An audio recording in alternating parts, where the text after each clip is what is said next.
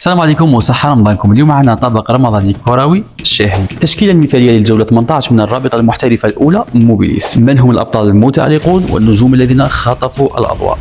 وشكون اللي راح يكون في قائمة بيتكوفيتش؟ يلا تبع معي.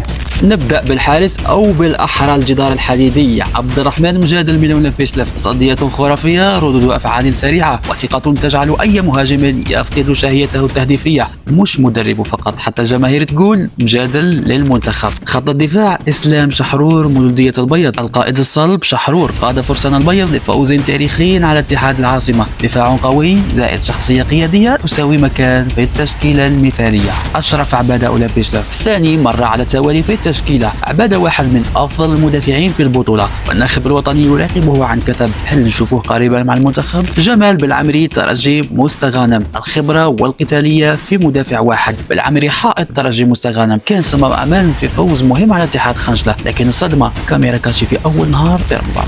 وسط الميدان العربي ثابتي مولودية الجزائر. الفنان المايسترو والمحارب ثابتي العربي، لاعب ثابت المستوى وأحد أفضل وسط ميدان دفاعي في البطولة. فنان من الزمن الجميل وثاني مرة على التوالي في التشكيلة المثالية. مهدي بوجمعة شبيبة القبائل. متوسط الميدان الأنيق المغترب بوجمعة أفضل لاعب في لقاء شبيبة القبائل ضد بارادو. هل يكون مفاجأة قادمة للخضر؟ دومبيا عرفات شباب بالوزداد.